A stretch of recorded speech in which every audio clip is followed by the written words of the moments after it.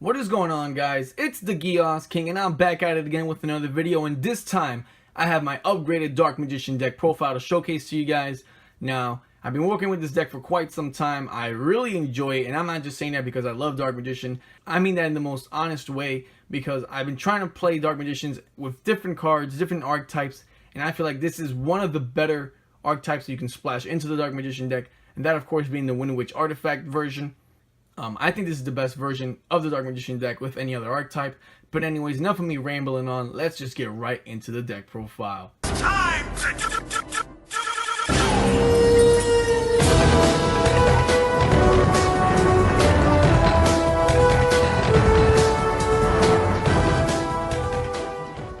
Obviously, for a Dark Magician deck, you want to run triple of the Dark Magician, the ultimate wizard in terms of attack and defense. The Dark Magician, you must run 3 of them. In any Dark Magician deck, it is a staple at 3. You cannot run lower or any less than 3. If you're running 2, then I suggest you stop playing the Dark Magician deck and move on. Anyways, moving on myself, we gotta play 1 Magician of Dark Illusion. Now, I play 1 because 2 and 3 sometimes can clog the hand, and this deck you need to have some spare cards in your hands to actually keep going on with your combos. And I feel like Magician of Dark Illusion actually stopped my plays more than it actually, helped me out. So I just decided to run 1 for now. I was thinking 2. I'm debating on 2, but hey, I just think 1 is good for now because I am running the Mahad, which you'll later see. But going on to the next card, I run Double Magician's Rod. I was running this at 3 for the longest time, and I felt like I just didn't want to see him. To be quite honest with you guys, I would always have the Dark Magician spell trap cards in my hand or already activated, and he was pretty useless in my hand, believe it or not. Most of the time I would never even play him on the field. I would never summon him. I would just leave him in my hand in case something bad would happen, and nothing really bad happened. So I left him at 2. I think 2 is good for this deck. If you want to play 3, obviously you can run 3 if you want to, but it's just up to your personal preference. And now, yes, I know they're an Orca, but Apprentice Illusion Magician is what makes the Dark Magician deck, in my opinion, really, really good. Because if you guys don't know her effects, she's basically the new Bae. She will never take Dark Magician Girl's spot, but she is a close second. Anyways, her effect is you can actually discard 1 card from your hand to special summon her from your hand, and that's it. Once you special summon her or normal summon her, you get to add a Dark Magician from your deck to your hand. Keep that in mind. That's key because you need to play cards like Magician Illusion to add Dark Magician to your hand. You can just bring her out and add Dark Magician to your hand. Pretty easy. Then you can set your Eternal Soul, Dark Magician Circle, and just go on from there. She helps you basically start off those plays. Also, if a spellcaster type monster you control is attacked or attacks, you can basically discard this card to give that monster 2,000 attack. That's basically Dark Magician's Honest right there. This is why this card is really good and really expensive. That's why I'm running an Orca, as you guys can see, because my poor ass can't afford it. But one day the reprinter and all the Yu-Gi Dark Magician fans will actually get a chance to get and play the deck. Anyways, moving on to the other archetype in this deck, we run 3 Wind Witch Ice Spell. She is, not only is she good looking, she's also quite destructive. When your opponent basically can't stop her, you basically get to special summon her for free. And if you do, you add this next girl coming up to Glass Bell. You basically get to add Glass Bell to the field. Then Glass Bell will actually add this little girl right here, Snowbell, and you basically get a freaking Crystal Wing Synchro Dragon in just 1 turn with just 1 card. It is basically the most broken combo I think in Yu-Gi-Oh right now. There's obviously a lot of other combos like with Zodiacs, but for any standard player, this is basically a broken. Once you have Ice Bell in your hand, you pretty much got a Crystal Wing Synchro Dragon. Really good card. I run this archetype just because of that, because of Crystal Wing Synchro Dragon on the field, plus the Dark Magician, plus the Eternal Soul and Dark Magic attack. It's almost GG for your opponent because they can't really do much. Because if they activate his effect, Crystal Wing would just negate it, plus gaining the attack points. If your monster gets attacked, Crystal Wing would just basically eat it up, gain the attack points, and if anything happens, you can just bring back a Dark Magician from your graveyard with Eternal Soul and banish a card on the field with Dark Magician Circle. And if they activate anything, negate it with Crystal Wing Dragon. I think it's a really good field if you have those 4 cards on the field. And if that's just those 4 cards, imagine if you had something in the field like a Mirror Force or a Bottomless, something that can just negate your opponent. That itself is just a really good. That's why I run this archetype. Really good, but also in case the archetype fails, which it rarely doesn't, I run 3 artifact Scythe and 1 artifact Morale-Attack, just in case my opponent wants to use his extra deck and I want to stop it. Really good combo right there. Also, you can actually just set them, and if your opponent MSTs them or Twin Twisters them, anything that just destroys the back row, you can special summon on the field, and that's a 2,200 beater and a 21,000 beater on the field for free. And anyways, 1 Maxi, because it is at 1, and I kind of found Maxi more helpful than actually like Magician of Dark Illusion or Magician's Rod. Sometimes I would draw him and my opponent would try to spam the field. Because Link format is coming out, I don't know if Maxi is going to be as viable. But if you want to take it out and put like if you want to take it out and put the other Rod or Magician of Dark Illusion, feel free. I just run it because, hey, Maxi is still good, because there are some decks out there that can still spam the field. But the last monster in the deck, you want to run 1 Paladinium Oracle Mahad. I run this purely off nostalgia. I'm sorry guys, but I'm a huge Yugi fan. When I saw this in the movie, when I saw him draw it and just spam it on the field and just destroy Bakura, I was like, wow, gotta run this in the deck. This card is really good because of the draw effect. When you draw it, you actually get to special summon him for free, and if he attacks a dark monster, his attack points become 5,000.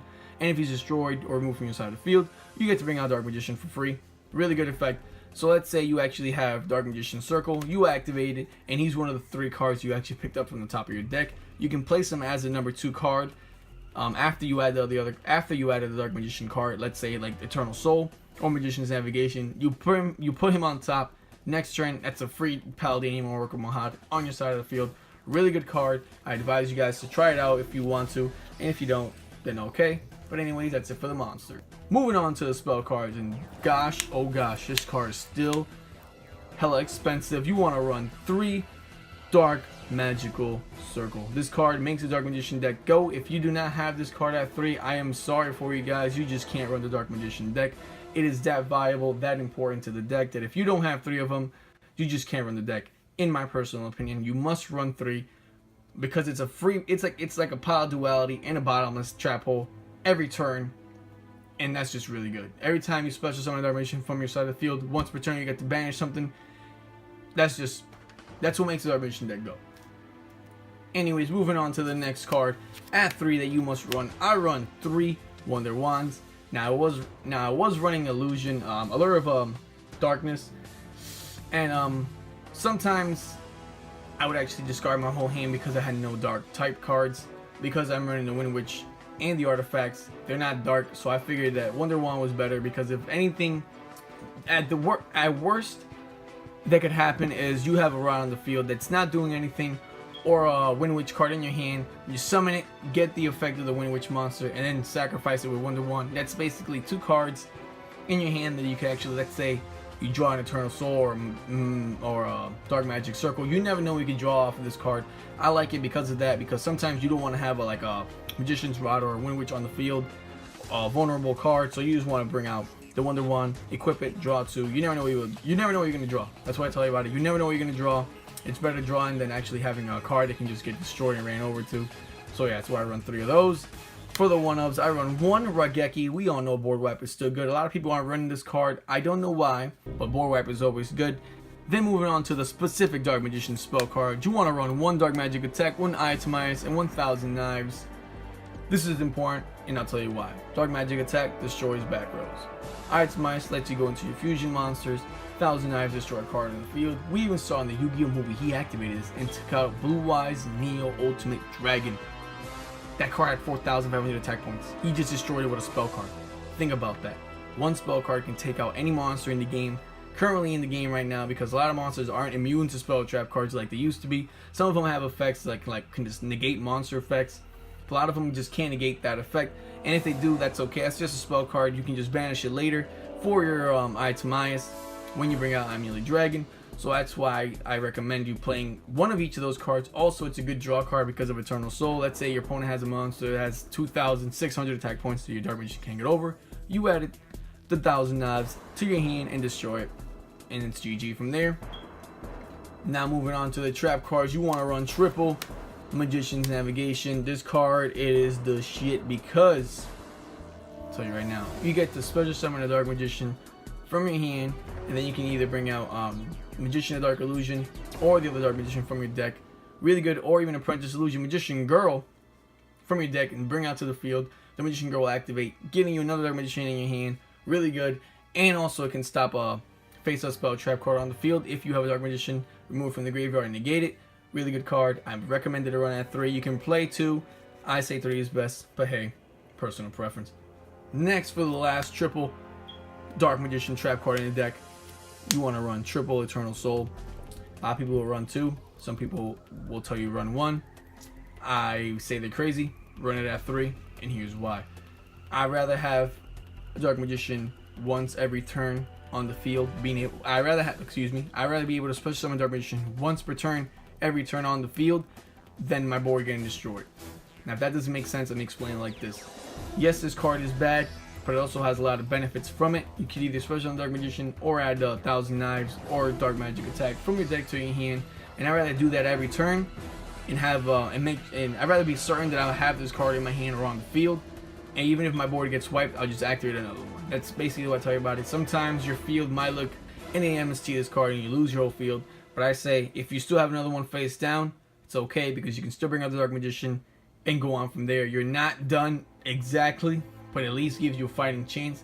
Because think about it. Let's say you only had 2, the MST the first one. Let's say you only have 2, and the MST the first one really early in the duel. And now you have your second one, and that just got destroyed.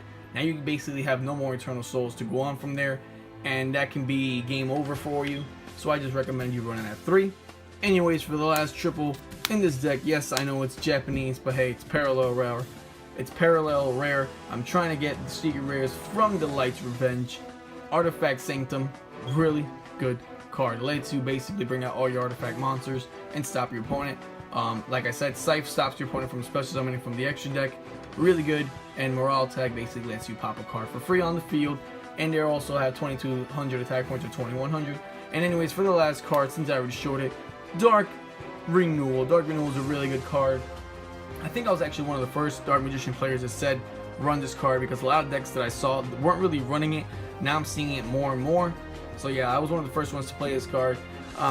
So yeah, you basically get to special summon Dark Magician from your deck by sacrificing a spellcaster that you have on the field, and any monster your opponent just no more summoned or special summoned to their side of the field, you basically get to tribute that monster and yours and bring out the Dark Magician. That is a really good card, disrupts a lot of plays, and like I tell everybody, don't activate it right away, wait. Sometimes your opponent wants you to activate something on their whack card. For example, let's say you bring out a level 4 monster, doesn't really do much. You negate it, you sacrifice that card, and you lose it. Now your opponent basically gets to expand the field. Let's say he has a spell card that actually pushes him over the edge. Disable him off the field. Hold on, wait until they're about it. You know, you got the spell card, you got to you got everything inside and out. Now to a point where you can actually grab the deck and play forward, but at least have enough knowledge that you're actually able to actually understand what they're doing, so you actually don't even get cheated on, because it has happened to me before. People just cheat the game and they, you know, they activate card effects that don't really work. So anyways, that's the trap card and the main deck. Going on to the extra deck, because of your Ayatamias, you want to run 1 Amulet Dragon and 1 Dark Paladin. This is self-explanatory. Ayatamias basically lets you bring out any of these 2 cards on the field. This basically takes out all the dragon monsters, all the dragon decks, like Blue Eyes White Dragon and Red Eyes. Amulet Dragon basically takes out any deck that basically uses a lot of spell cards. I know I keep saying basically, I'm sorry, but I just don't have any other way to explain it. It's just these 2 cards are really good for their specific reasons. Moving on to the synchro monsters, because we do have some room for them. You want to run 1 which Winterbell, 1 clear Winged Synchro Dragon, and none other than the bad boy himself, Crystal Winged Synchro Dragon.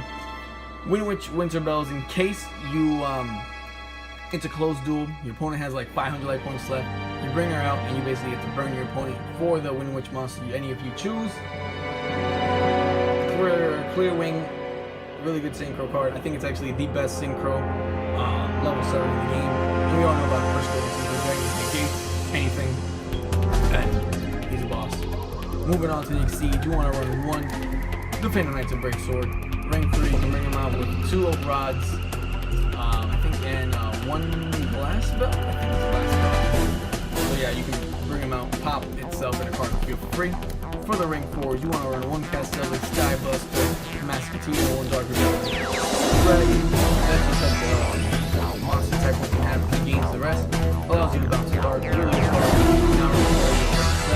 now one Illusion Edition, 1 Legend, 1 Draco set, you got your base,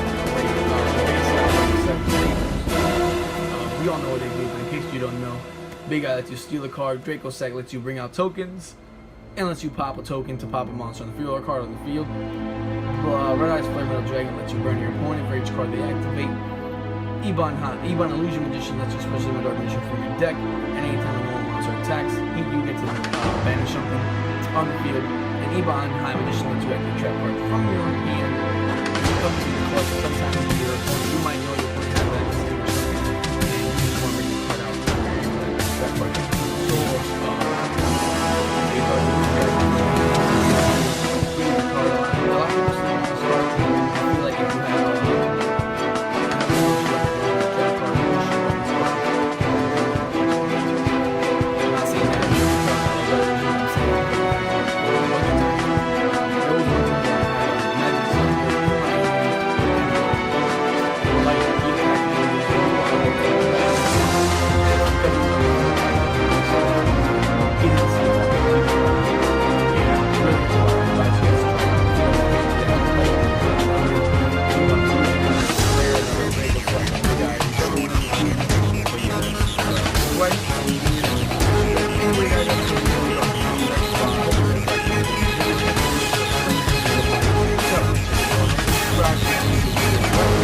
coming out soon. Anyways, this is the Gios King, and I'm signing out. Peace.